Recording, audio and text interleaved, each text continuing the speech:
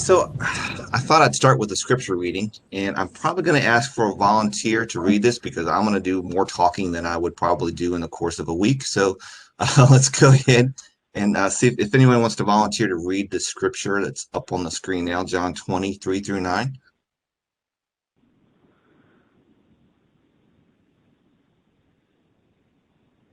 All right, I'll do it for you, Steve. Okay, I wasn't gonna, but I will. All right. it's gonna So, help. so Peter went out with the other disciple, and they were going toward the tomb. Both of them were running together, but the other disciple outran Peter and reached the tomb first. And stooping to look in, he saw the linen cloths lying there, but he did not go in. Then Simon Peter came, following him, and went into the tomb. He saw the linen cloths lying there, and the face cloth which had been on Jesus' head, not lying with the linen cloths, but folded up in a place by itself. Then the other disciple who had reached the tomb first also went in, and he saw and believed, for as yet they did not understand the scripture that he must rise from the dead. Okay, so what we're going to talk about today is kind of controversial. I guess that's an understatement. And I was a little hesitant to talk about this, but I talked it over with Preston and kind of like, well, why not? So here goes. What we're going to talk about in these verses are we're going to talk about the linen that's mentioned in these verses. Specifically, we're gonna talk about the Shroud of Turin. And so I do have a few disclaimers that I want to go into before we really launch into this. Um, First disclaimer is this is not essential for faith in any way.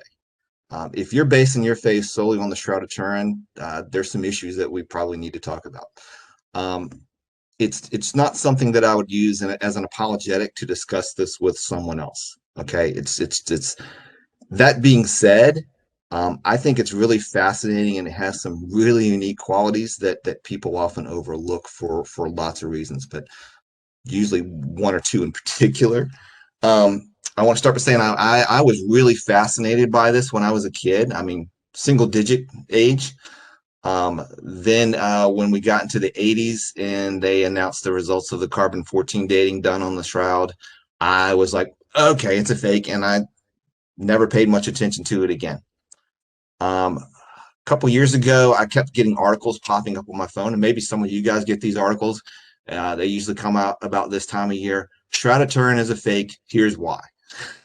And you'll get stuff like the carbon 14 dating proves it's a fake. That's the main one. One came out really recently, and I did see it recently this year, where they talked about how they did a study in 2019. They said the blood stains on the shroud uh, are not compatible with someone dying on a cross, so it's a medieval forgery. It's a fake. Um, so the reason I bring that up is because that study was heavily peer reviewed, and in doing the peer review, they said, well, first off, you entered the study with a bias. You had an inherent bias in the fact that you already said it was a fraud before you even did your study. Second, your methodology was wrong in that you didn't take into account the fact that your blood chemistry changes when you go under extreme trauma and it affects the way the blood would flow. Also, they didn't take into account things like how the grain in the wood of the cross would affect the blood flow, things like that. The reason I bring that up is because the information that I'm going to bring to you, I did a lot of checking on it to make sure that it had been peer reviewed already. So, and I think peer review is very important. And when you're talking about this kind of stuff, because as Frank Turk likes to say, science doesn't say anything, the scientists do. So, peer review allows people to question their methods, their motivations, all that type of stuff in studies. If I do talk about something that's a little controversial, I'm going to say, hey, this is a little controversial, and here's why. Um, and by the way, if it distracts you when I'm glancing to my side, that's because that's where my notes are. So I hope that doesn't distract you too much. There's just a lot of information, and there's no way I could do this all from memory. I'd be pretty impressed if I could. Um, Also, as I go through this, there's a lot of information that I'm going to go through, and I might try to go through some of it kind of quickly. If you have a question, please don't hesitate to stop me and ask your question. Um, there's one question that I do want to head off in advance, and that question is, so Steve, do you really think this is Jesus's burial cloth? I'm gonna use a legal term called res ipsa loquitur, which basically means the thing speaks for itself. So my plan is to give you the information and let you figure this out on your own. I do, however, intend to show you that the claims of medieval forgery, in my opinion, I think it's slim to none, and I'm going to tell you why. Also, I think that so based on that, I'm not going to try to convince you one way or the other, and no matter what you believe or feel about this, that's totally fine. So I think what we're going to do is we're going to just dive right into this thing. So I'm going to start because I don't want to assume that everybody knows what this is. So has everybody heard of the Shroud of Turin? What's the most common thing you've heard about it? What do you know? So if you've heard of it, just raise your hand up, or tell me some things that you've heard, or that what's the most common thing that you've heard about it?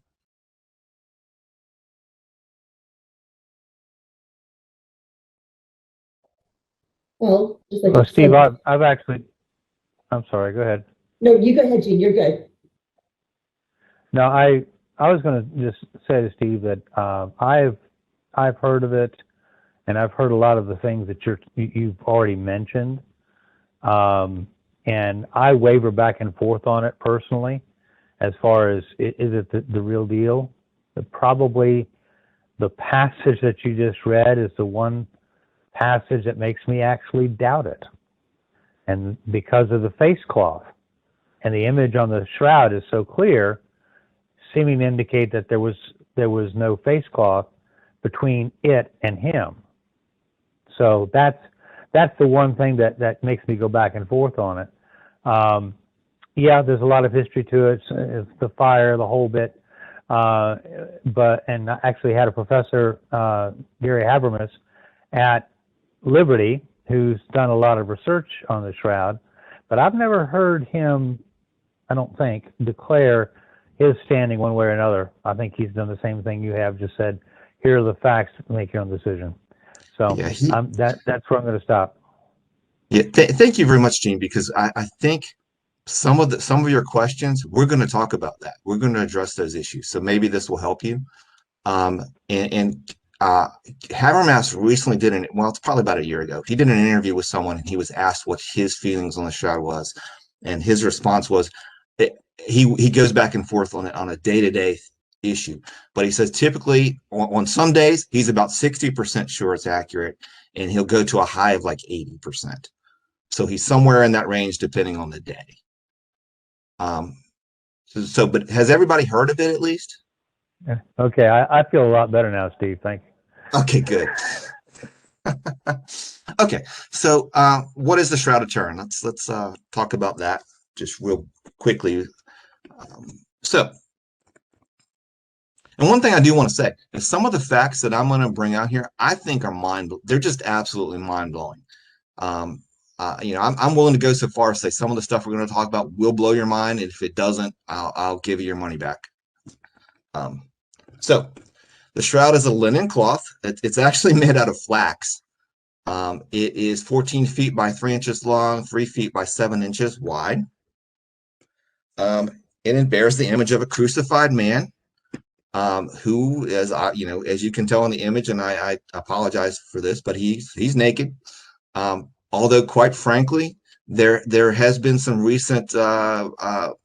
There's a professor in Italy who uses this thing called a resonant imager, and he suspects that he might not actually be naked, but I haven't been able to find a peer review on that, so I'm not going to talk too much about that. Now, as you can see, and as Gene just mentioned, it was in a fire, and if you can see some of the edges there where there's a fire. You can see where it's burnt. All those little triangle-looking shapes is because the shroud was folded at the time of the fire, and it was in a lead box, and the lid melted and fell down onto the shroud and created those little holes that you see. And the reason you see it in different places on the shroud is because it was folded. Let's see. And by the way, if you can see this, you can tell that the way the shroud was used, and we're going to talk a little bit about burial techniques. As you can see, the head is there, and they basically put the body laying up against the end of the shroud, and then they would fold the shroud over, the body, and they would tie it at the feet. So that's why you can see both front and back images that sort of meet at the head in the middle. So on the left side is the back of the head and the back of the body, and on the right side is the front of the head, the face, and the front of the body. One thing to note about Jewish burial practices is, we kind of think that, a person dies, you have them embalmed, you put them in a casket, that's the end of the story. They didn't really practice that. They would, wrap them in a cloth. They would put them in the tomb, and about 9 to 12 months later, they would come back, unseal the tomb, open it up. The body would have decomposed by then. They would take the bones and wrap them with linen, and they'd put them with what's called a bone box or an ossuary. And that's where the bones would be stored. And you can still find these ossuaries sometimes. Sometimes it would just have one individual in it. Sometimes it would have entire families in these boxes. They recently announced that they found one with the inscription on it, Joseph Caiaphas, who was the high priest in Jesus's trial. So that's kind of interesting. We talked about the patches. Also, there are these little L shapes that you can see on the shroud. Sarah, if you can, yeah. So there's little L shapes there. They believe that at some point in time, while the shroud was folded, drops of either a candle or incense fell on it, and it burnt those little L-shaped holes in it. Also, you can see, if you notice at the bottom, you see there's a long line that goes all the way across the bottom of the shroud. That's a strip of linen that was originally attached to the shroud and was separated. And what's thought about that is typically when a person is on the cross, they would tear off a piece of the shroud and they would either put it under the arms or tie it around the waist of the person on the cross, so that when you take the nails off, the body doesn't just fall to the ground. So they would support it from the back with the cloth itself, lower the body to the ground, and then they would use that same cloth to tie it up. So what happens at some point with this image, this piece of strip was taken off of the cloth. It was then used to lower the body. It was then used to tie up the shroud itself. And then at some point, it was reattached, sewn back onto the shroud. And there are little bits of the cloth that are missing, of that strip that have not been reattached. And if you want to look at the bottom right-hand corner, that little area that's a little bit higher than that, dear. If you go up a little, yeah, right in there, that's the area that was taken from the shroud as the sample for the carbon-14 data testing. So that's where they took it from. So keep that in mind, because that's important. All right. So what we're going to start with is we're going to go through the history of the shroud, what we know about it, what's documented. Okay. So here's what we know. Is it first appeared, first written documented history of the shroud is in 1354. There's a French knight named Geoffrey de Charnay who had possession of the shroud then. Then what he does with it is he puts it on exhibit, because you got this cool looking shroud with the image of someone on it. And he goes on exhibit in 1389. And guess what happens right away? This will shock you. Right away, people say, that's a fraud. There's a bishop, his Bishop of Troyes, France. He says it's a cunningly painted forgery. He says he's talked to the painter. And of course, he doesn't name who the painter is. Now, you might say, well, okay, that's it. End of story. We're done here. It's a fraud. Well, you have to look at reasons why he might say that. You have to think of these medieval relics of the time. It's kind of like you go on TV and you watch these televangelists and they try to sell you a bottle of holy water or something. It's the same idea. What was going on at the time is these churches, they're building their cathedrals and they need money. And one of the best ways to fund that money is to basically, you would exhibit these relics. People will come, they pay money to see the relics. And Gene has his hand up. He has a question. Yes, if it was painted, was it painted with blood? Yeah, we're going to get to that. Okay, thank you. Yeah, what we're looking at is why would the Bishop of Troyes say this? And really what it comes down to is if folks are going to see the shroud exhibit, they're not coming to his cathedral. They're spending their money to see the shroud They're not spending the money to help him. So he has motive to claim it's a forgery. And just to give you a little bit of idea, this is kind of fun if you really stop and think about it. Medieval relics were so common. John Calvin once quoted talking about medieval relics, and Calvin said that if we were to take and catalog every medieval relic that's floating around in all these churches and all these little traveling shows that are going around, we would have enough to form a body of we'd have enough to form 4 bodies of each apostle and 3 bodies of every saint. And doing the research, I found this funny little story about these shows that would come. They would have these little traveling shows. Think of like P.T. Barnum. These guys were kind of like P.T. Barnum in the little traveling circus, and they would go through this town. And there's a story of this group coming through this town, and they had the skull of John the Baptist. Amazing, right? People are paying money. They're going to go see the skull of John the Baptist, and they're really excited. So the show has its time in the town. It moves on to the next town, and another show comes through. And this show comes through, and guess what? They've got a holy relic too. They've got the head of John the Baptist. They've got his skull. So the folks of this town, they noticed that the skull of John the Baptist in this show is quite a bit smaller than the skull of John the Baptist in the show that was just there. So they approach the guy and they say, "Hey, P.T. Barnum, what's up with the skull? Why is this one so much smaller?" And his response is simple. Well, obviously, this is the skull of John the Baptist when he was a child. So just to give you an idea of what was going on with all these relics and why people challenged the shroud because of when it's first mentioned in 1354. So that's the first part of where they're talking about fraud. Now, the 1453, the granddaughter of Ducharnay gifts this to the House of Savoy. Well, I would say gift, but they actually gave her a bunch of castles and some money, so it's not a gift. So she profited off of it. So it changes owners in 1453.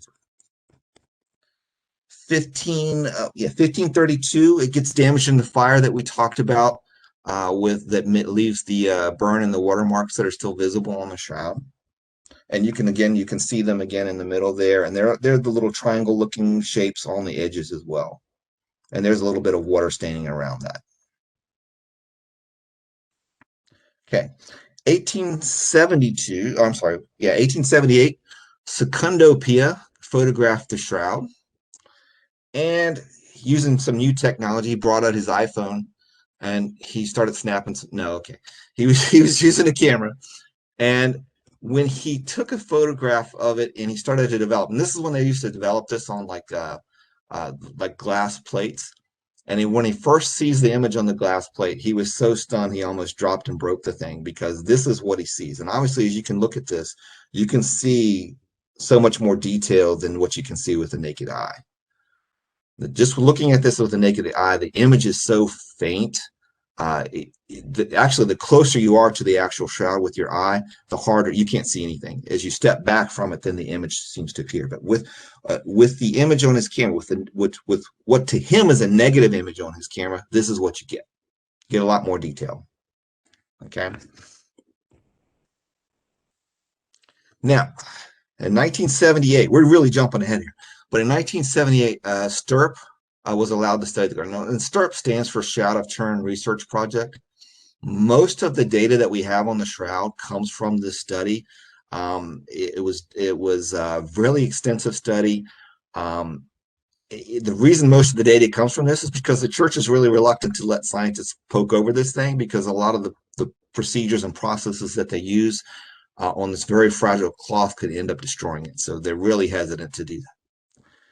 Now, Stirp was a team. There were about 40 different scientists involved. And by the way, these guys that were involved in this project, they were no slouches. These guys were like the best of the best. These guys were people who worked in places like Los Alamos, which is where the nuclear bomb was developed.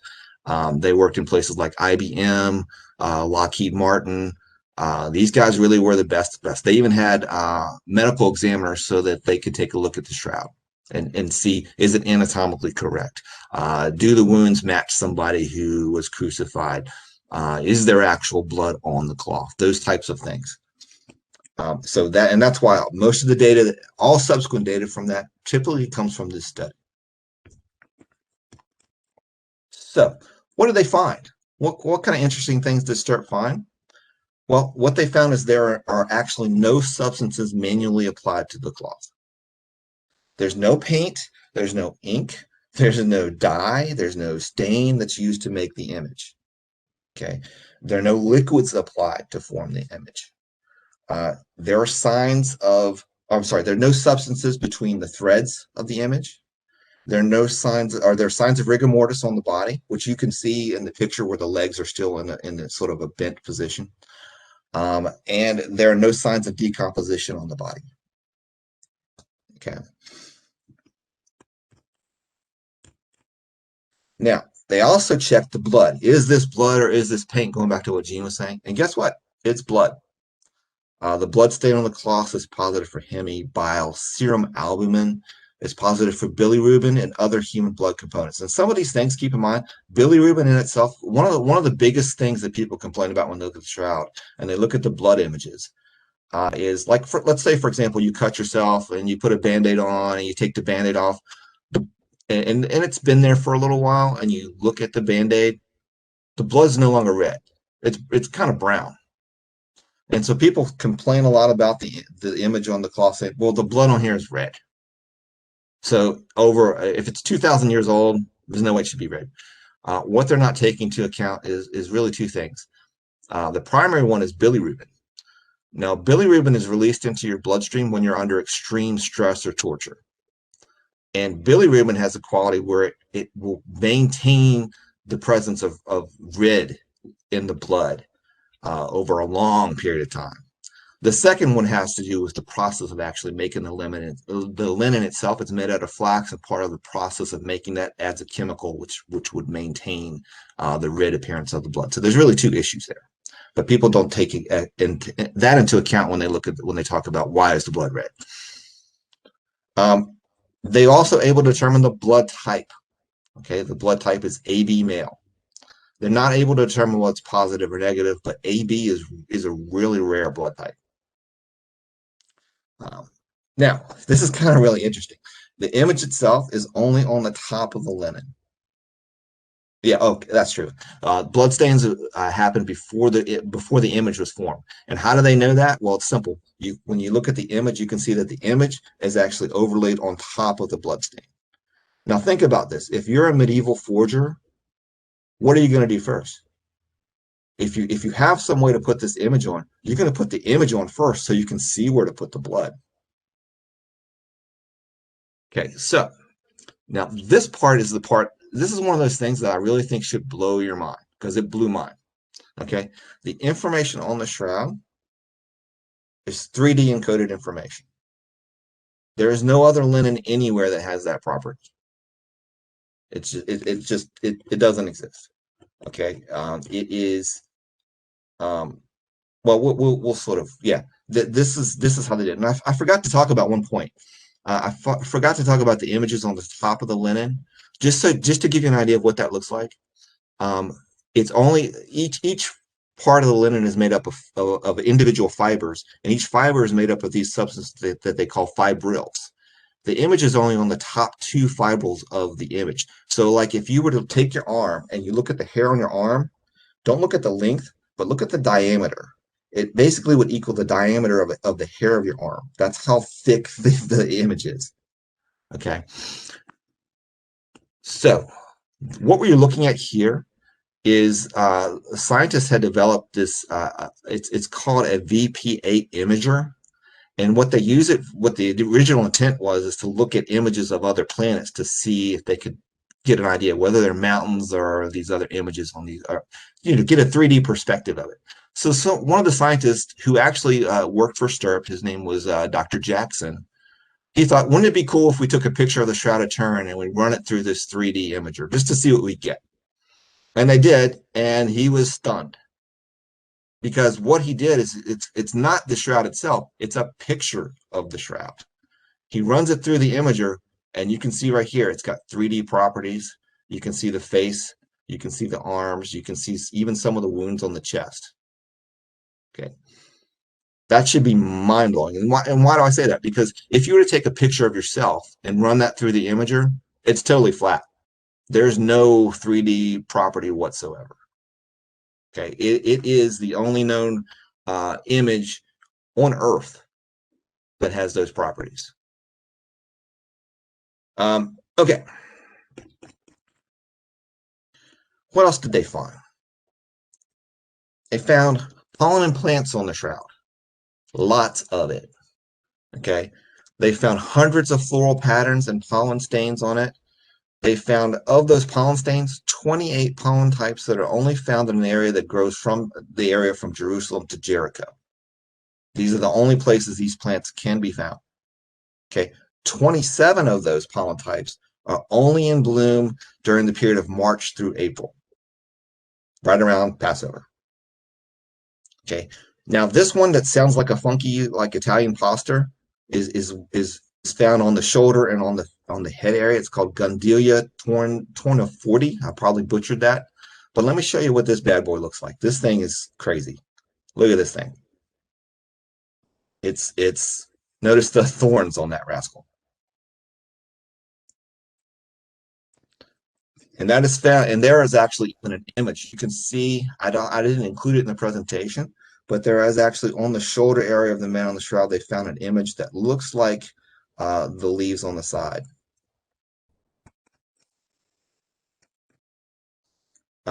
So, and one thing to keep in mind, based upon the wounds on the head of this person on the shroud, this person did have head wounds that indicate that he was wearing a crown or of thorns, but it wasn't really like a crown. It was more of a cap, because a crown would just form a circle.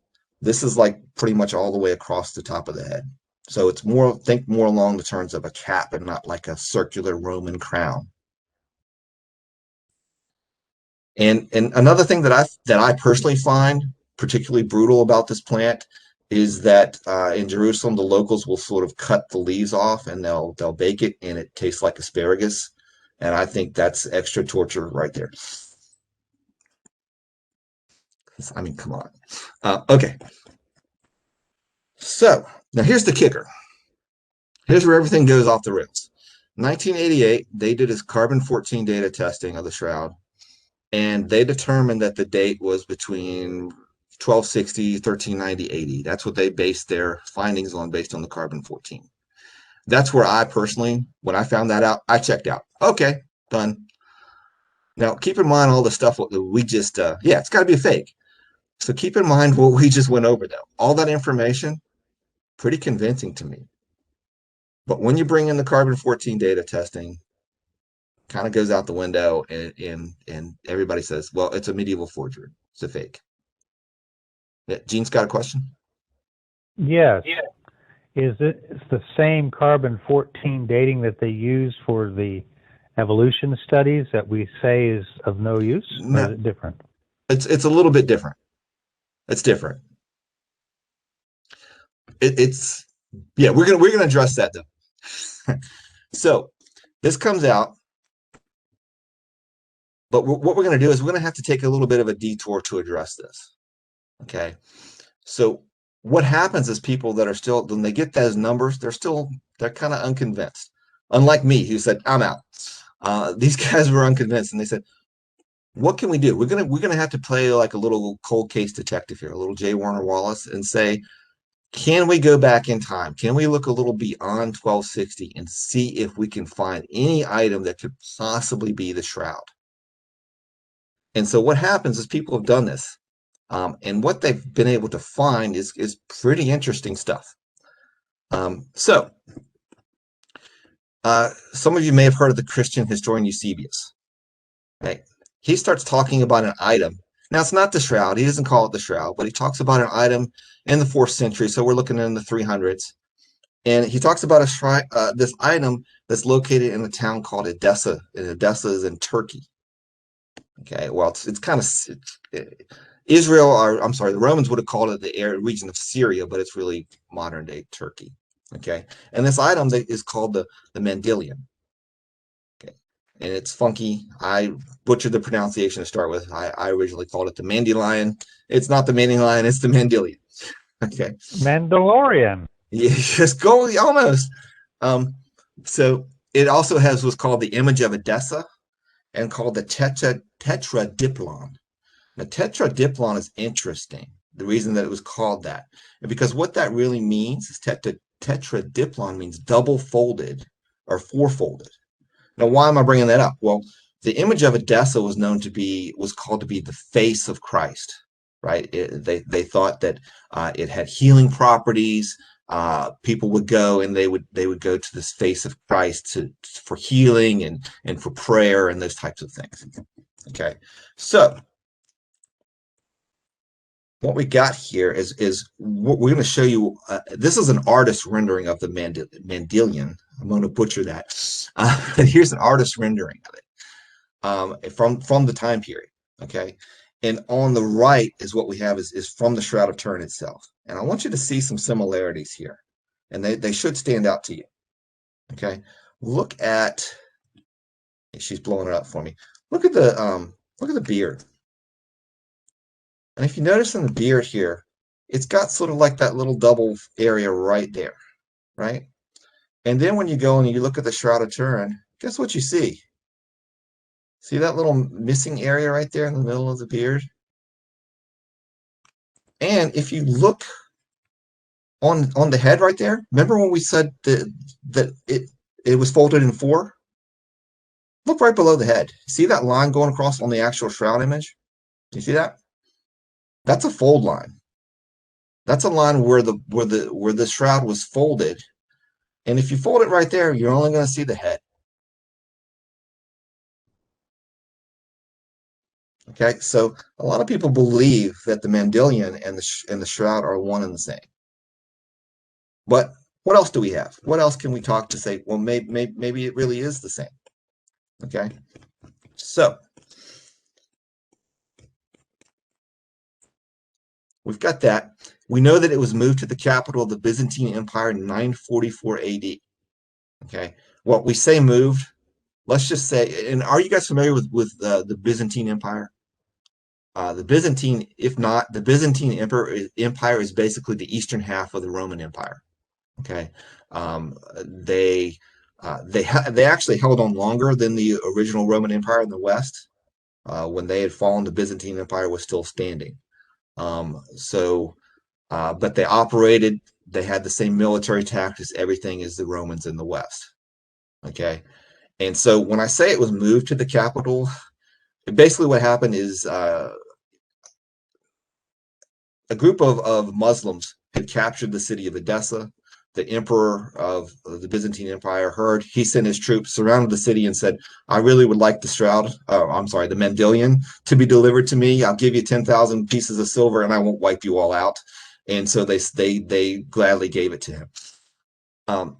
So it's moved to the capital of the Byzantine Empire, and then what happened is during the Fourth Crusade period, it's still in there. There's a French crusader. His name is Robert de Clary. In 1203, he writes about a church in Constantinople. And what he writes is there's this church in Constantinople, which is the capital. It's modern day Istanbul. And he writes that every Friday, there's a cloth that's exhibited that shows Christ buried and his figure can be plainly seen. Okay. So we do know it was in Constantinople, and he's talking about being able to see the figure of Christ.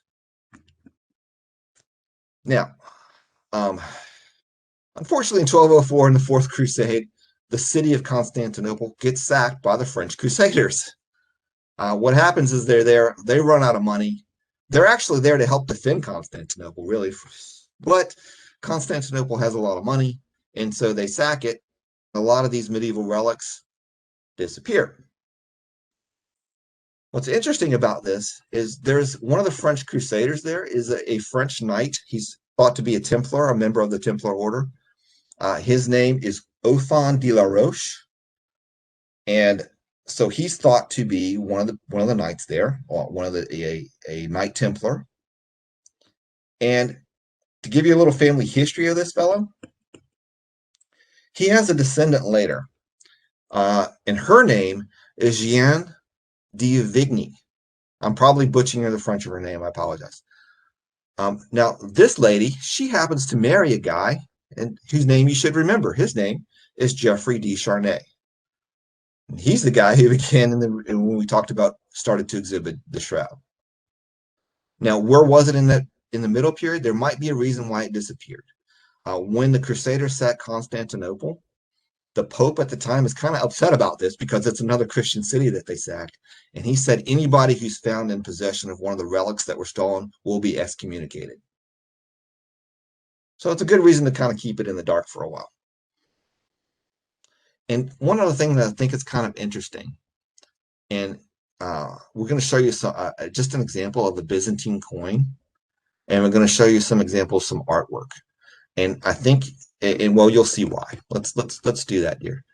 Let's show the coin. So okay, so this is a Byzantine. Yeah. I'm sorry. I wanted to say something before you lost that slide. The gentleman there, Robert de Clary. Mm-hmm. Fun fact: Hogan's Heroes LeBeau is Robert Clary. Just thought I'd mention that. It was totally him.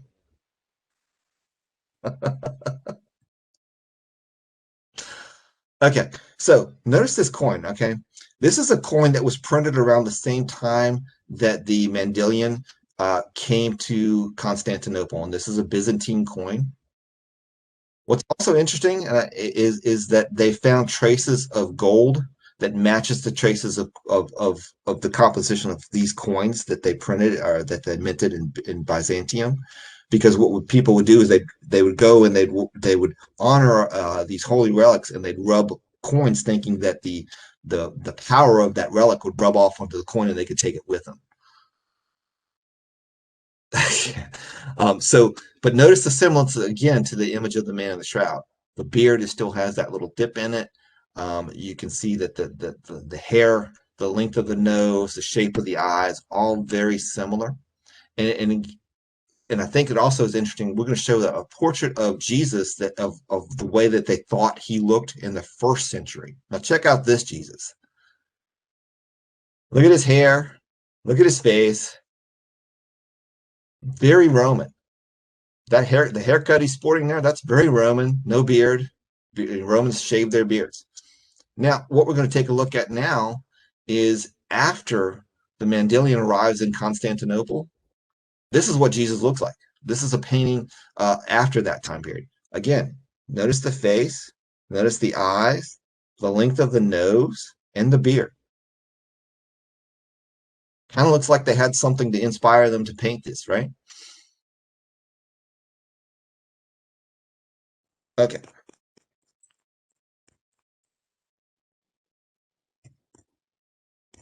So, sorry, I'm catching up on my notes here. So to me, this looks like there's pretty solid evidence that there's a possibility of the shroud existing prior to the date that they've given, 1260. Looks to be that the Mandelian and the shroud are the same thing, and it's much older. So now we're going to switch gears a minute, and this is probably going to help Gene with the question he asked. Okay. How many of you guys have ever heard of something called the Sudarium of Oviedo? No? Well, okay, see, I know you have because you're helping me. And by the way, I want to say this. None of the slides, none of the stuff that you see would be possible without the help of my wife. She is awesome. So I just wanted to point that out. I greatly appreciate her. Okay, so no one's heard of the Sudarium. Let's talk about this. What is the Sudarium of Oviedo? What is a Sudarium? Okay, that's a weird, funky name. So let's talk about this. A Sudarium means sweat cloth, handkerchief, or napkin. Okay, so what is it? Let's look at this thing. It's 33 inches by 21 inches, and here's what it looks like. Here's a picture of it. Notice it's a for its size, it's a pretty bloody thing. Okay. So remember our reading in John? Remember that there was a cloth set to the side. Okay. Think about this Sudarium now. Okay. And Gene, you're right. There is no image. There's no face image on the Sudarium. Okay. So, yeah, it's a bloody mess, this thing. Now, let's talk a little bit about Jewish tradition, okay, here. When there's a dead person and their face has been disfigured, there was a tradition that the face had to be covered, okay?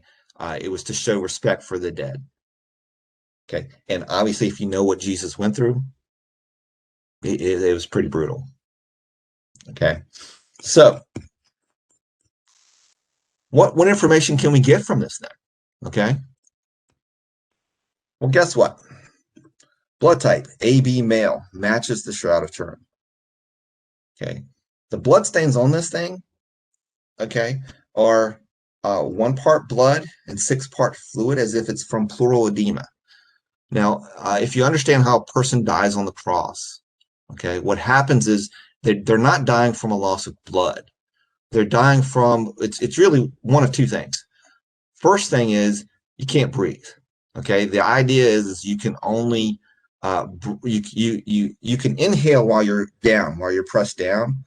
To exhale, you have to pull yourself up on the cross, and eventually you just get to the point where you can no longer pull yourself up to exhale. So what happens is it's like drowning. So you get a buildup of fluid around your heart and around your lungs. So either A, you're going to have a heart attack, or B, you're simply going to you not be able to breathe. You're going to suffocate. So when that happens, you're going to get this buildup of fluid in the lungs and around the heart. And so it's kind of interesting that what you're going to find is when you have a body and you wrap something around their heads, some of that fluid is going to come out the nose. Okay, so now we're going to get really interesting. Okay, of the Sudarium itself. Oh, one thing I also want to point out, I want to talk about this because we don't often think about this. When a person is crucified, and we know that when Jesus was on the cross, he made several statements. Okay, and we talk about those statements, and we talk about, they're extremely important, but I think what we don't realize is that when a person is on the cross, you're inhaling in the down position and you're exhaling in the up. And the only time that you can actually talk, you cannot inhale and speak at the same time. It's not physically possible. So every time he's talking, he's dragging his back up against this wood, right? And he's exhaling, which is going to be extremely painful based upon the scourging and the wounds that he suffered. And he's speaking. So that means that adds extra importance to what he is saying, because it's painful, it's costing him a lot. So just keep that in mind. Okay, getting back to the Sudarium. It has, the frontal stains have 70 points of coincidence with the shroud, and the back has 50 points of coincidence with the shroud. They've been able to match it up. It has an exact fit of the stains with the bearded face, okay? And it has thorn wounds on the back of on the nape of the neck, and it has superimposed stains. Now, let me explain this a little bit. What that means is that you have a period of where you have drainage of fluids, and then it dries. And then you have another period of drainage of fluids, and then it dries. And then you have another period of drainage of fluids, and then it dries. And there's 3 different periods. And what they speculate on this is that while the body was still on the cross, the shroud was applied. I'm sorry, not the shroud, the Sudarium was applied to the head, and there was drainage. As the body, and it's probably stayed there for about an hour. And then as it's brought down, the body is moved and you get more drainage. So it's laid at the foot of the cross and probably spent maybe a half hour, 45 minutes there. And then again, as the fluids drain and dry. And then as the body is transported again, moved, set down elsewhere, you have another period of drainage and then drying. That explains the 3 different levels of stain. And what I thought might be helpful is we have a real quick little video here that we want to show you that'll show you how the Sudarium would have been applied to the man on the shroud. Okay. So we've got the superimposed stains. What else do we have on the Sudarium? What else can we find? Well, guess what? There's pollen, and the pollen adhered to the blood. So what that indicates is that shows that the pollen isn't something that came later. Okay, it's really stuck to the blood. Okay. So what else do we have here? Pollen can be traced to Israel, North Africa, and Spain. Remember those locations. Okay. Oh, did I forget? I think the pollen, by the way. Yeah, that's it. Pollen includes their good old friend Gundelia tortiforti, the lovely sounding pasta-like, uh, would have been used for the cap of thorns. Okay. So why is that important? Well, I think for obvious reasons, but it's also important because we know we have a more documented history of the Sidarium of Oviedo than we do of the Shroud of Turin. Okay, so let's look at what we know about the Sidarium. Okay, so we know that it was at the monastery of St. Mark, which is located outside of Jerusalem in 570 AD. Okay, so we got a pretty good time period there. We know from the information that we have from the Sudarium that it was at one part attached, used in conjunction with the shroud. They were used together. Okay, so we know it's in the monastery at 570 AD, in Palestine in 614 AD, and then it moved to North Africa, and it's continually moving. And there's a very specific reason for that. The Persians are invading. Okay, and they're continually moving. And this is kind of like the last gasp of the Persian Empire. These are not after the Islam takes over. These are still just normal Persians, I guess. So they continue to move. They're trying to avoid invaders. Now, as they're avoiding these invaders, the invaders do continually change, right? It goes from Persians, and then it does become Islam. It becomes the Moors, and the Moors push it across into Spain. And it moves into Toledo, Spain in 718 AD. We have that documented that it was there. Okay.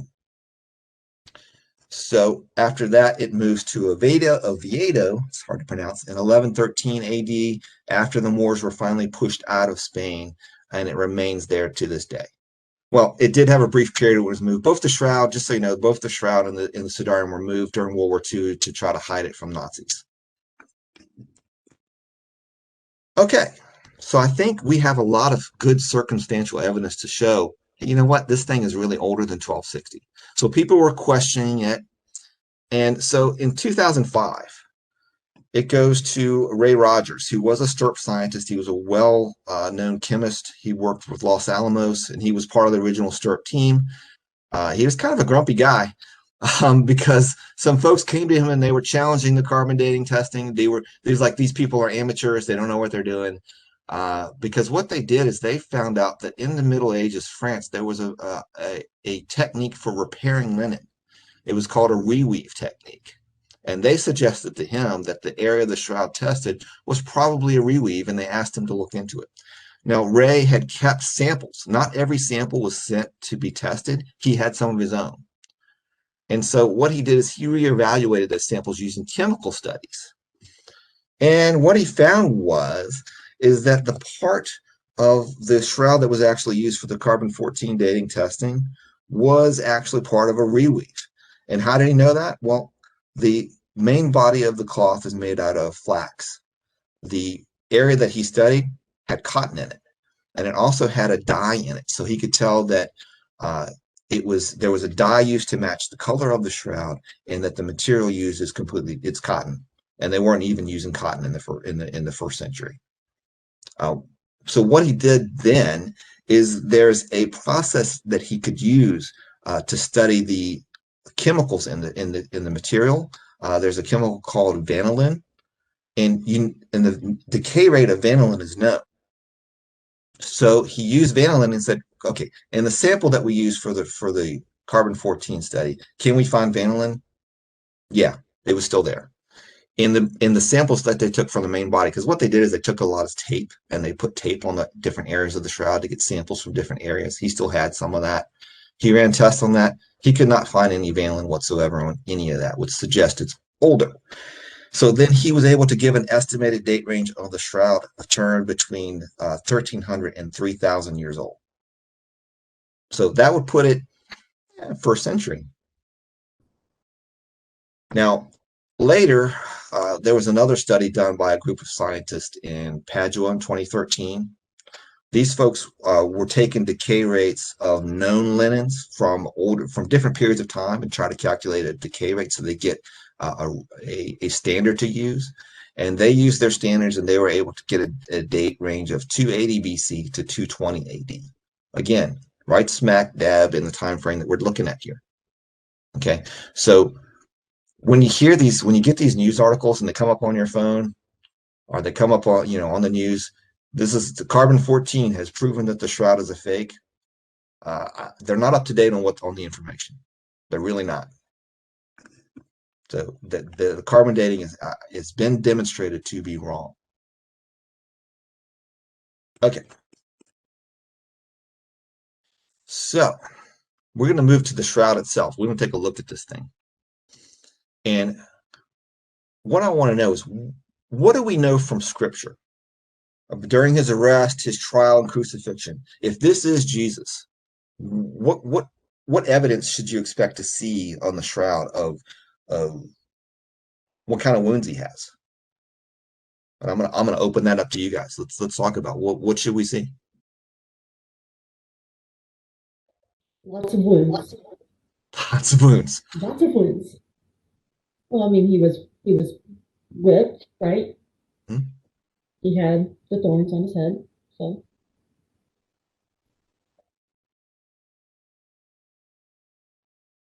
Okay. Let's take a look You and had see. also mentioned in the fluids when he is stabbed in the side, the water and blood comes out, and so that's the fluids being referred to there. Mm-hmm.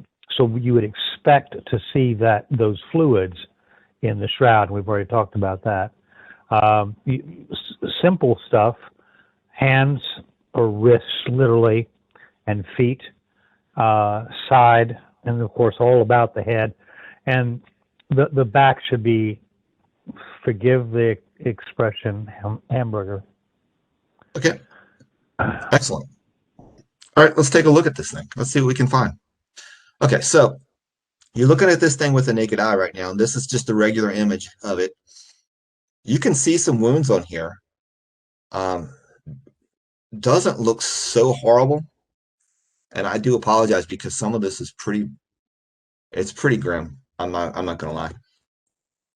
So let's look at this thing a little clearly. And what we have here is someone has actually taken and added where the blood stains actually are from the scourge wounds. These are just the scourge wounds, okay?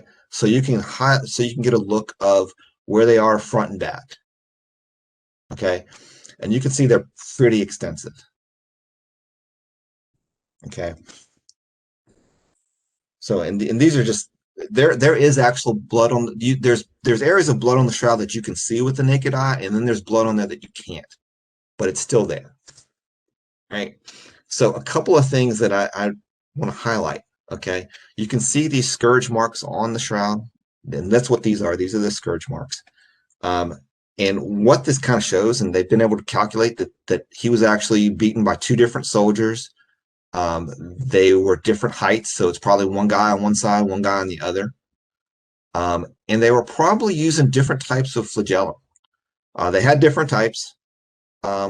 One type is a type that was she's highlighting what she's highlighting right there is one specific type. If you can see it, it basically had these two little lead balls on the end that looked like a dumbbell. What they would do with those is it's kind of think of like a fishing line sinker, kind of look a little bit like that, except in the shape of a dumbbell. A lot of times what they do is they'd heat that before they used it because it's soft and malleable and could dig in a little bit more. Sometimes they would have a flagellum where that's part of it, and then attach it a little further along, they would tie in something sharp, like a piece of broken pottery or glass. And then the little dumbbell area would sort of act as a brace. So it would strike the flesh, that would brace it, and then allow the little tip of the sharp edge further along to hit the flesh and dig in. And then it would give it some support so that the Roman officer swinging the whip could then flick his wrist and turn it, so it would take the flesh and sort of corkscrew it a little bit, and it would pull out flesh and muscle, etc. Not pretty. The second one, and the reason they tell there's different heights is because they're different angles of the blows. They can see the different angles. The second one is you can kind of see this, some of the little longer lines. There are longer marks on the body. And what that is there is a specific type of flagellum where they would simply take the leather strips and they would tie 3 knots in it.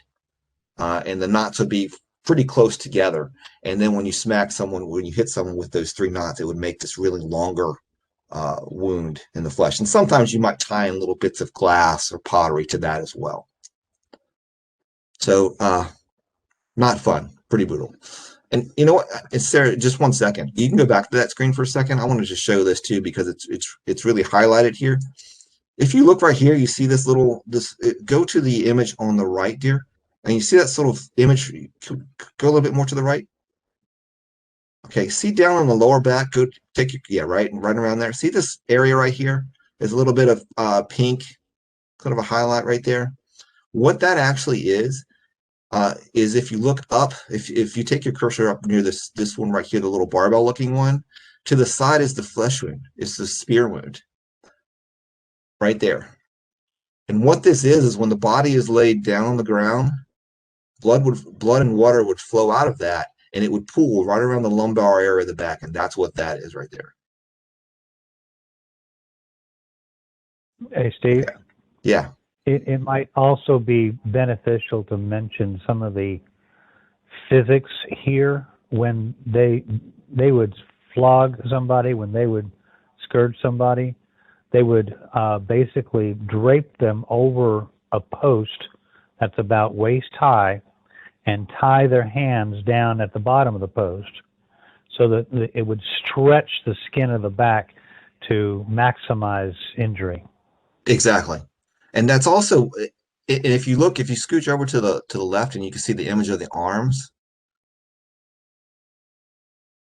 most of these wounds that you see, the blood that's highlighted on these arms here, those really aren't scourge. Those are blood flow from hanging on the cross. The arms weren't really hit with the scourge because, as you mentioned, they were stretched out and put above. So the arms themselves really weren't scourged. So when you see, we saw parts of the Passion of the Christ of the night, and he had the scourge wounds on his arms. I'm like, they got that part a little bit wrong. So anyway, so this is also mentioned Matthew 27:26 if you're looking for the scripture reference of where the scourging is. Okay, so yeah, we've done that. What do we got? So this is the face, clearly. And you can see on the head, there are wounds in the head, the hairline and that's from sharp objects being poked into the head. Probably what they would have done is they would have fashioned the cap of thorns. They would have placed it on the head, and then they would have used a rod, and they would have pushed it down. You can also notice on here that, and some people comment about, the nose. That's true. You can see that the nose looks like it's dislocated or broken. And some people have said, oh, well, he said the scripture says he would not have any bones broken. Well, your nose is cartilage. It's not bone. So that's not an issue. But you can see it's swollen in the middle, right on the bridge right there. So it looks like it's broken. If you look over a little bit more, well, you can see the wounds from the thorns. You see the broken nose, and you can also see. Steve, do you want to talk about what's on the nose? Oh yeah, I do. Also, one of the interesting things that they found on the nose is they found dirt. They found a patch of dirt right here on the tip of the nose. And so what you should think about at this point is when Jesus is carrying the cross, and they typically, when you see depictions of Jesus carrying the cross, he's carrying the whole thing. That's not really what would happen. The whole thing would be like 350 pounds. It would be really difficult to carry. What he's probably carrying is the crossbar, just the crossbar piece. And what they would probably do is tie his hands to the top like this, and he's carrying that, and that weighed about 75 pounds. And the Bible mentions that he stumbled. That's why Simon the Cyrene was asked to carry the cross. And so they found dirt on the tip of his nose, indicating that this man fell. And think about it, if you're carrying a top piece like this, you can't stick your hands out and catch yourself when you fall. Okay. He also has a laceration and swelling right here on the cheek. And this eye above it is also swollen. Probably would have been really hard to open it. And what we know from scripture is that he was beaten about the face. There's a part where they probably covered his face and said, "Prophecy, who hit you?" He was probably also hit in the face with a rod, which would have caused a laceration on the cheek. So there's that. Let's see. And some people also talk about this area right here on the sides. And what they're doing is they're saying, well, it looks fake because the hair kind of looks like a waterfall. It doesn't really look like there's this blank area here. There's a reason for that, though. Probably part of the strip, that linen that we talked about at the beginning. One of the practices that they would do is they would actually wrap a little bit of linen around the head, around the mouth, because if you didn't, the mouth is going to flop around. The mouth will open. So what they believe this actually is the linen cloth, a little strip of linen that's going around his head and preventing his mouth from opening. Okay, so other things. You see this gap? Here's the gap in the beard again. Right? Now, down here at the bottom, there it is again. Some people think that this is the area where it talks about the beard was plucked or pulled out, the hair was pulled out or removed. It could also be on the sides. We don't really get a good look at the sides. Some people also theorize that what happened is when the cloth was applied around the head to prevent the mouth from coming open, that a bit of the beard was caught under the cloth and it's pulled under. So that could account for that gap there as well. Okay. So I think the beard, this is the back image, okay? And again, you can see the scourge wounds on the back that are highlighted. Something that I think is pretty interesting is the hair. If you notice the hair, you see this little bit of area that's kind of coming down, right? It kind of looks like he has a ponytail. And if he did, I think that's pretty cool. But there's some speculation on this that actually what it could also be is where the Sudarium was applied. And they think what could have happened is the Sudarium was brought back, it's pinned back. The man here has a lot of blood and sweat in his hair, and then it dries like that. So it could either be a ponytail or it could be just where the hair is dried like that from the face cloth. Some other interesting areas on the back here is you can see right on the shoulder blades, right there are some scourge wounds, but there are also some abrasions, which would come from carrying a crossbeam. So there are abrasions on the shoulder from carrying a crossbeam. And also sliding up and down on a cross. Okay, and you can see also here, you can see the back of the feet. And because the body is in rigor mortis, it's really hard to get a good view of the feet, but his knees are sort of up because he's stuck that way. And so what you're really looking at in that circled area are the palms of the feet. And there is a little bit of debate here about the palms of the feet as to where the nails entered. So I mentioned earlier what I'd say if there's any controversy, I'm going to point out where that is. There's a little bit of debate as to whether the nail was placed. Some people believe the nail was placed between the second and third metatarsal, and just with one foot put on top of the other, and then the nail driven between the second and third metatarsal, and then to the base part of the cross. Basically this would have hit a nerve, by the way, in doing so. And every little push up, every little even just being at the bottom would have been extremely painful. There is some debate because you can also see blood flow from the heel. And there was another technique that the Romans were known to use where they would actually put your foot up against the side of the cross and they would enter a nail through the side of your heel and nail it into the cross that way. And there's some people say that is evidence that he was actually nailed through each heel. So 2 nails used. Either way, that's not really significant.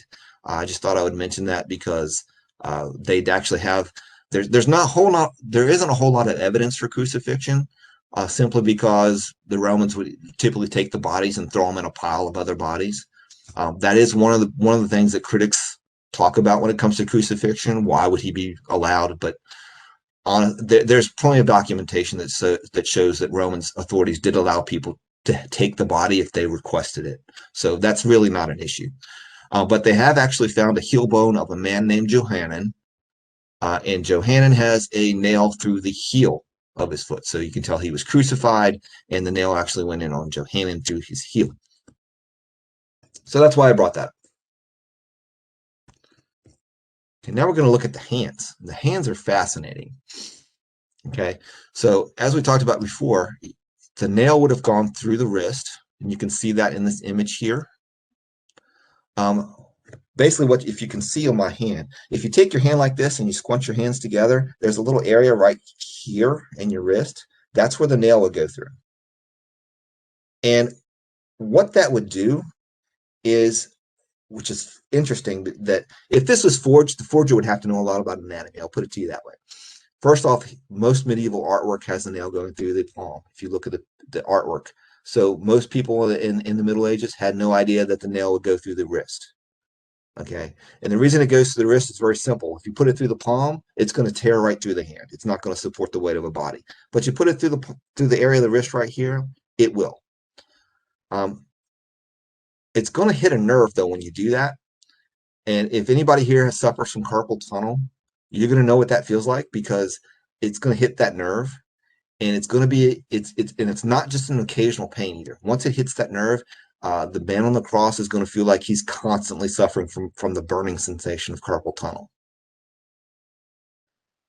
Now, what's also interesting is you look at that image that's highlighted there, you cannot see his thumbs. And there's a reason for that. Because when you put the nail through there and you sever that wrist, it causes your thumb to suck in towards your palm like that. So if you're a medieval forger, how would you know that? Okay, and then in scripture reference for that is Mark 15:24. Okay, next thing, right here, the area highlighted is the wound in the side. As we know from scripture, when they were testing to see if Jesus was dead, they had broken the legs of the two thieves on both sides. They were about to break his legs and said, "Let's see if he's dead." And they used a spear, and they rammed the spear up through his ribs and into his heart. You can see the spear wound right here. And what we've got to the side of this is just sort of a mock-up, so that it helps you see some of the wounds, because it might not be as clear. But you can see the spear wound here, mostly because of this burn mark here. But you can see where the spear went in. They actually have been able to determine where the spear is and the length of the wound, and it matches perfectly with a Roman spear from the 1st century. And by the way, Gene, since you mentioned the fluid, they've been able to detect a similar mix of blood, 1 part blood, 6 part fluid right there on the shroud.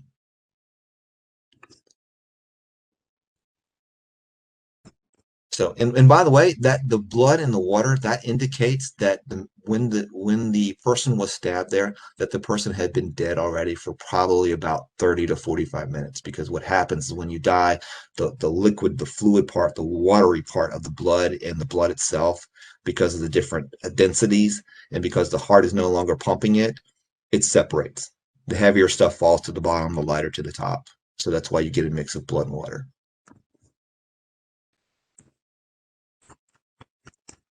Okay, so this is kind of cool. The knees. If you notice the knees on the man in the shroud, they're a little swollen and they've got some wounds on them. It's kind of hard to see, but you can see where they've added where they are on the little mock-up to the right of it. Now, why would he have swollen and bloody knees? Well, remember, he was carrying the crossbeam and he fell. What's really interesting about this is they've been able to remember what we talked about, there was dirt found on the tip of the nose. They found dirt on the knees as well. So they've got dirt samples from the tip of the nose, also the soles of the feet, and on the knees. So they thought, you know what, let's test this dirt and see what we can find on it. Well, what they found is that this type of dirt is called travertine gragonite limestone. You want to guess where you can find that? Outside of Jerusalem. And they also found traces of the same limestone on the Sudarium. It's on both places. Okay, and this is a frontal view of the feet. And the reason I showed you the back mostly is because, as you can tell, it's at the bottom and it's kind of hard to see. Now, in my opinion, it looks more, I kind of agree more with the mock-up on the right, where it looks more like it's through the one nail through both feet. It appears that way to me. But again, it's not a huge issue.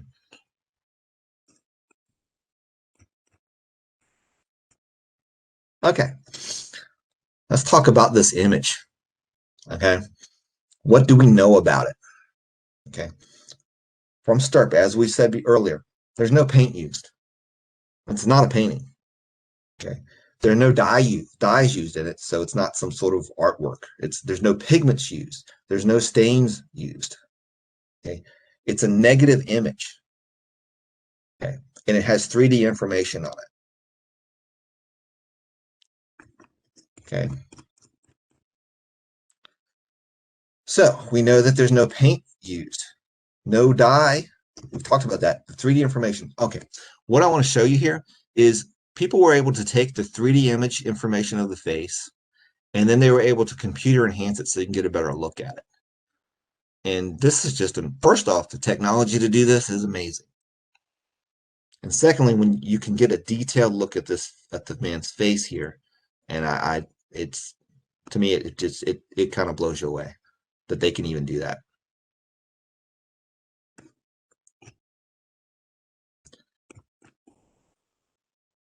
So here's the big question, really. How does this image form? Right? How did it get there? Okay, we know it's not simply from bodily fluids. It's not just because the blood was there first. It's how did it get there? Okay, so scientists have a theory, and it's kind of fascinating, and this part blows my mind. They believe it was created with a burst of UV radiation.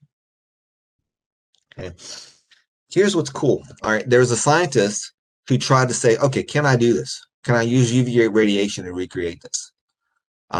And the answer was he was able to recreate it in a spot about that big. Okay, why? Because the UV light necessary to do this is not possible with UV sources available today. We just don't have it. It would take about 14,000 of a specific type of laser to do it, and we don't have that. Okay, this should blow your mind. It would require 6 to 8 billion watts of background radiation, of background UV radiation to make this image. And, okay, the radiation would have to be applied in a burst of 1/40 billionth of a second, or the fabric would completely vaporize. That's mind-blowing. Okay, basically they say that the wattage of this is like being within 10,000 miles of the sun.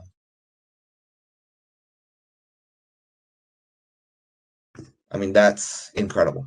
And to think about that, in order to form the image front and back, guess where that source of power has to come from?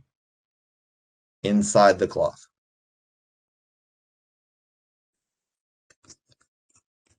So think about that for a minute. Wrap your brains around that.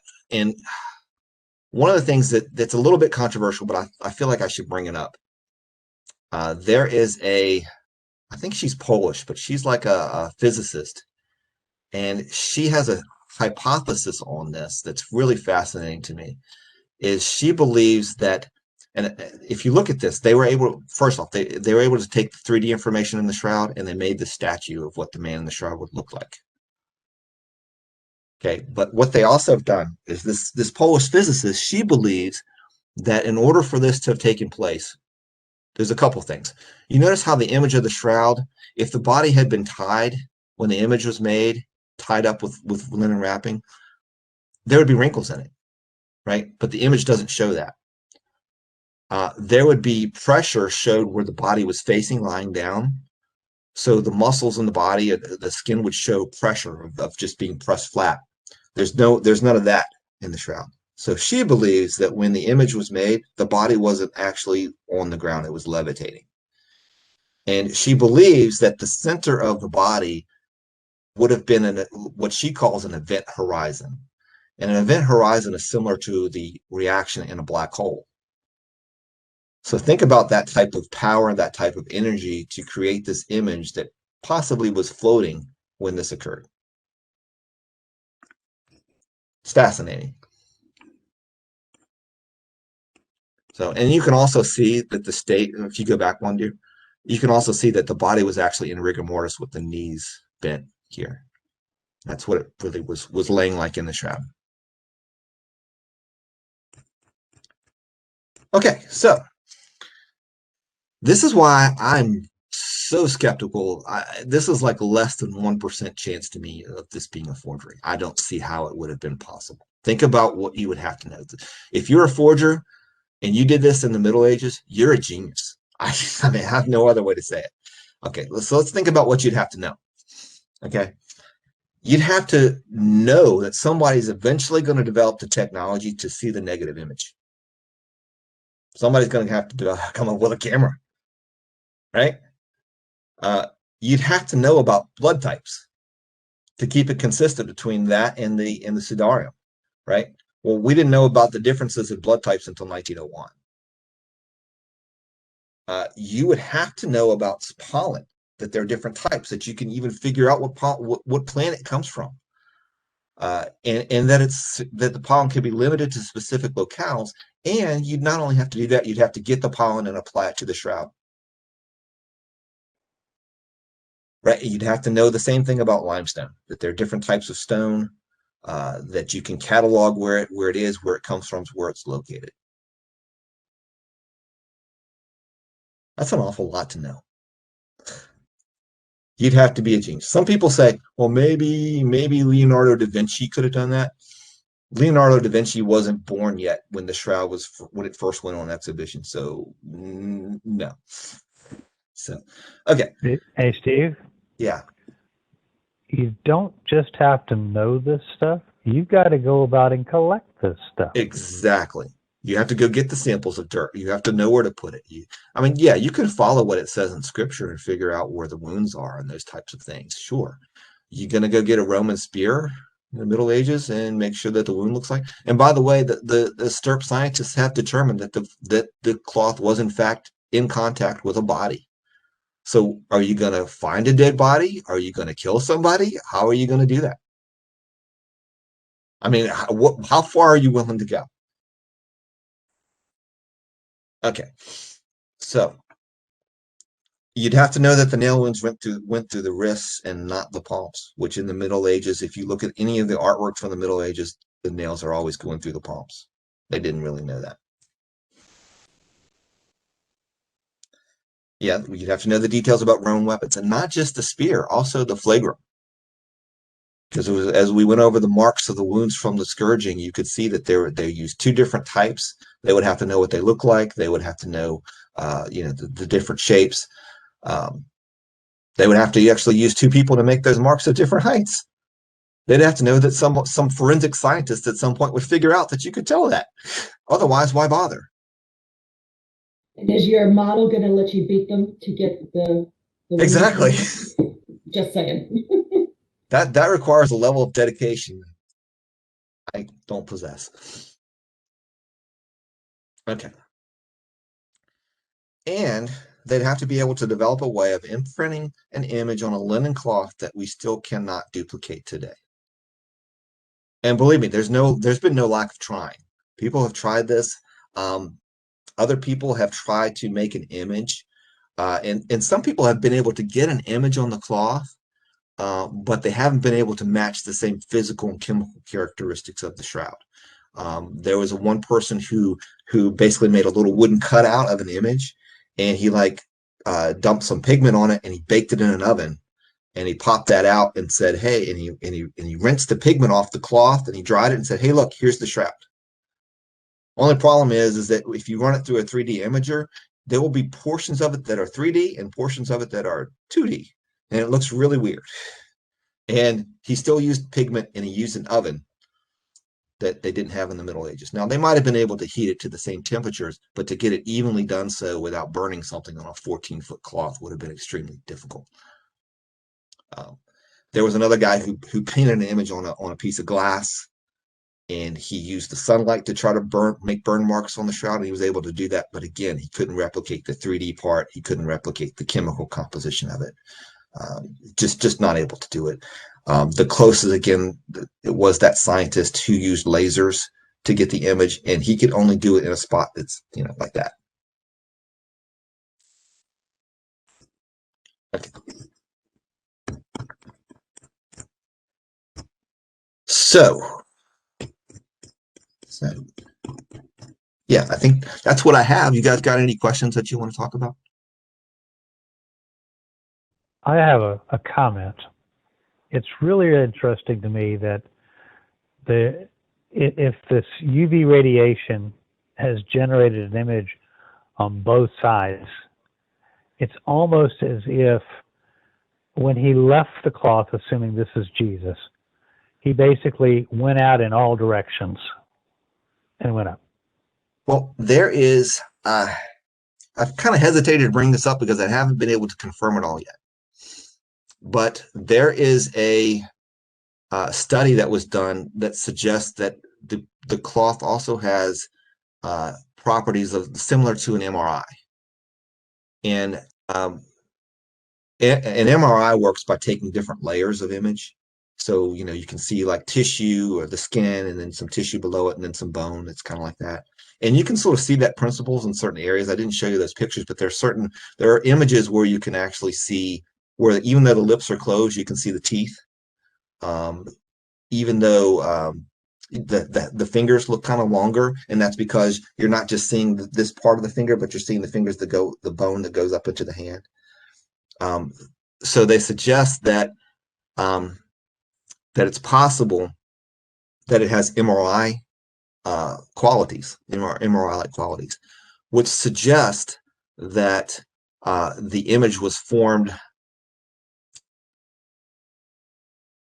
as the body is moving through the cloth. So it's not just like, oh, he resurrected and let me take this cloth off. It's the body actually passes through the cloth, just like he appeared in the room to the 12. Really the 11, but yeah. So I thought that was fascinating, but I've been trying to, like I said, I presented a lot of stuff, but all the stuff I presented is just the tip of the iceberg of stuff that's on the shroud. There's so much more that I didn't really want to get into, simply because it's either controversial or I couldn't find the peer review stuff on it yet. So I didn't want to go into it because I couldn't confirm it. There's stuff like where people see images of coins on the eyes, and it's possible. The controversial part comes in where they claim that the coins are a specific type of coin that was minted specifically by Pontius Pilate in AD 29, AD 30. I personally, when I look at the images, I don't see it, but they're using a different type of enhanced imager that I don't see it. And in the photos I've seen, I can sort of see maybe some letters. They do believe that there are something flat over the eyes, which account for the sort of oval looking shape of the eyes on the image. But because I couldn't really prove that, I didn't really want to go down that route. So we have any more questions?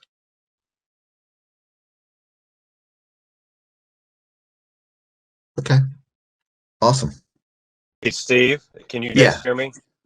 Yeah. Okay. Man, listen, bro. I jumped on about, I don't know, 20 minutes ago. And it's interesting what I'm going to talk about here in a little bit. But, dude, that is amazing. Like what you just laid out. Many times you look at kind of some of the stuff you broke down, and it can be overwhelming. And for you to lay out the detail that you just laid out, which is amazing, by the way, and the way you shared it was amazing. But to think that you're hitting on the tip of the iceberg is mind-blowing and talks to me about the divinity, the power, of Jesus, and that he is, we talk about how big 3D is or 4D is. You think about Jesus, he is like, expo dimensional. There's no dimensional limitations to Jesus. And some of the stuff you're talking about is amazing. And then when you personalize it, it's overwhelmingly, like, not just emotional, which it is, but it's almost convicting to the point of affirming my faith, to listen to that. So, man, I just got to say, from every angle, um, you just hit.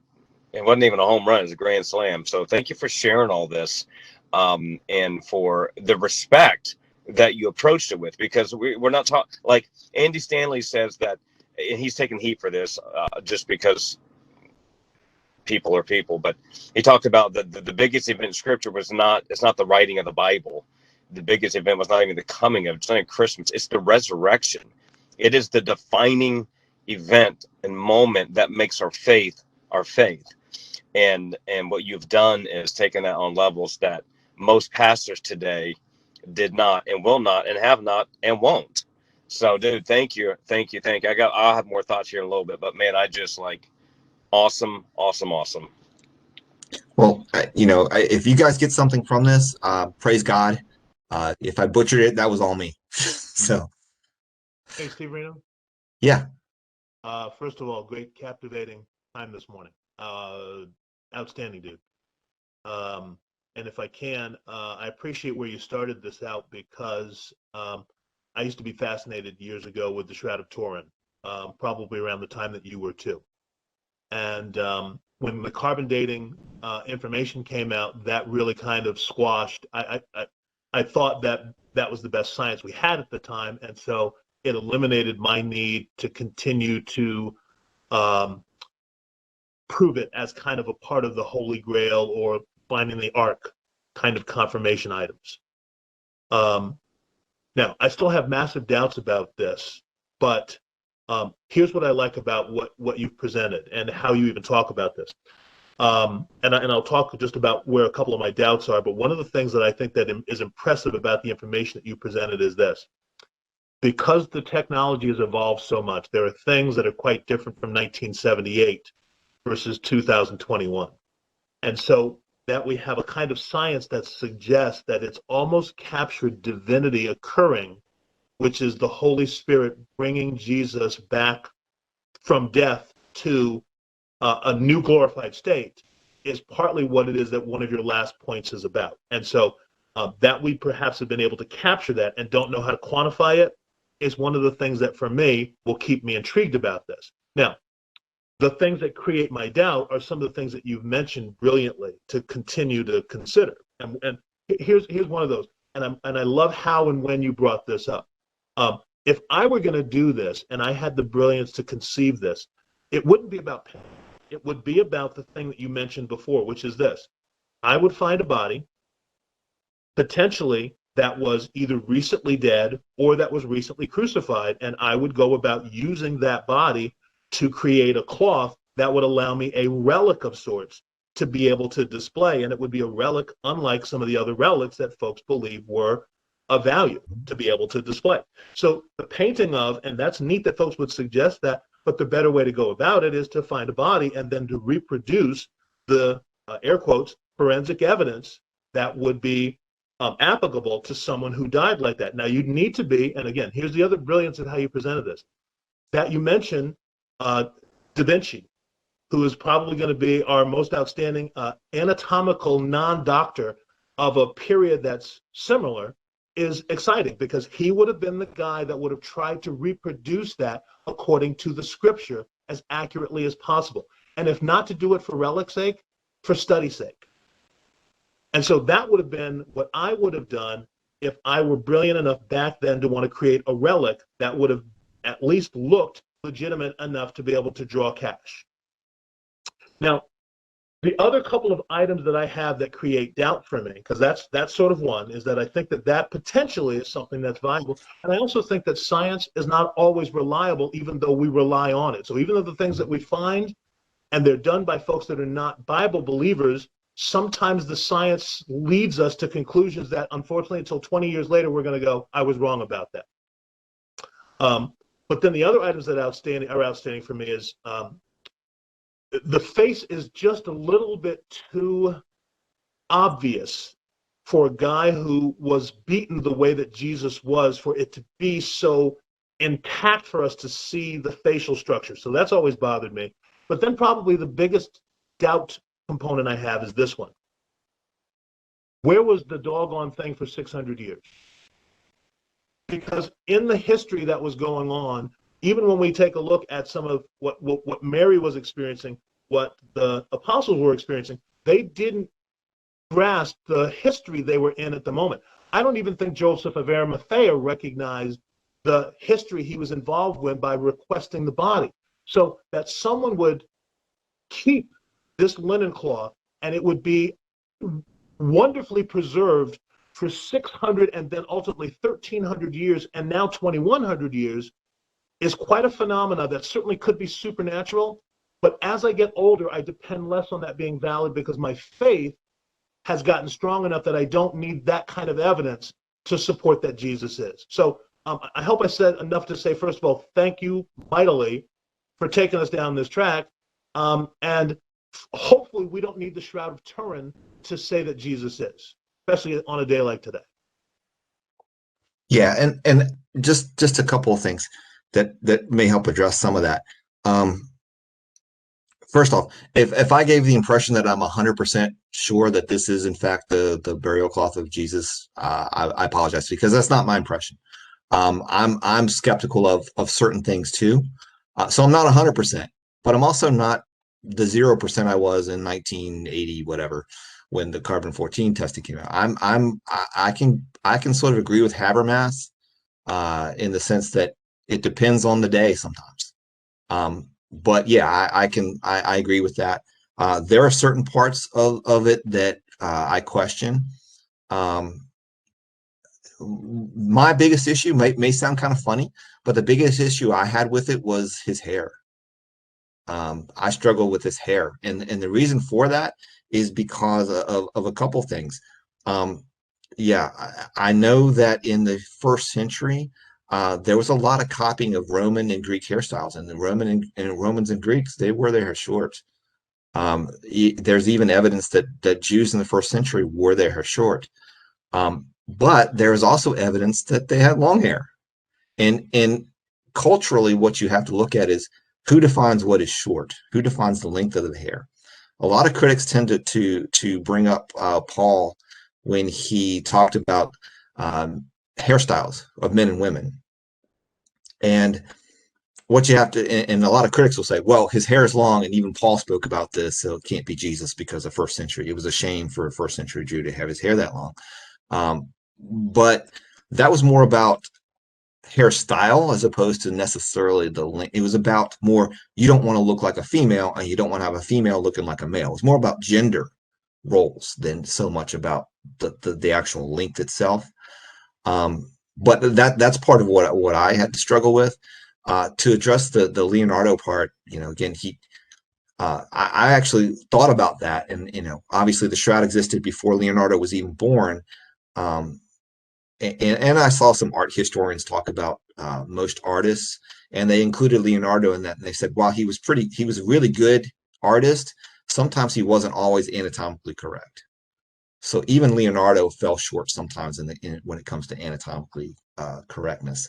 As far as where the shroud was during that period, I've had questions about that, but there's also evidence on the shroud as far as pollen. And people suggest that. I didn't really go into that, but the pollen suggests that it spent time in Jerusalem and then moved up into northern Israel, and then it moved up into Turkey, probably suggests maybe Antioch. And then from Antioch moved into Edessa, because there's pollen on it that are local to those areas specifically. But I didn't really address that because there are time limitations. So I hope that helps with some of that. Either way, it's still a fascinating topic. And he did not know I was going to say this. I had been subjected to this for the last several weeks, working through this with him. But it's been interesting, and it's kind of like, oh, okay. And like you said earlier, and I know Preston, like you said, this is not a basis of faith at all. And it shouldn't be a basis of faith. but it's still a very interesting topic, and to see the pros that people say it is, and even the reasons why people say it's not, and just kind of see how it all fits together. So it's still a fascinating topic. Okay, well, I think we should probably, unless somebody else has a question or something, we should probably move into the next part of the service. Okay. Since I've done a lot of talking, I'm going to see if maybe if someone could pray for me to close us out and then get us moved on to the next section.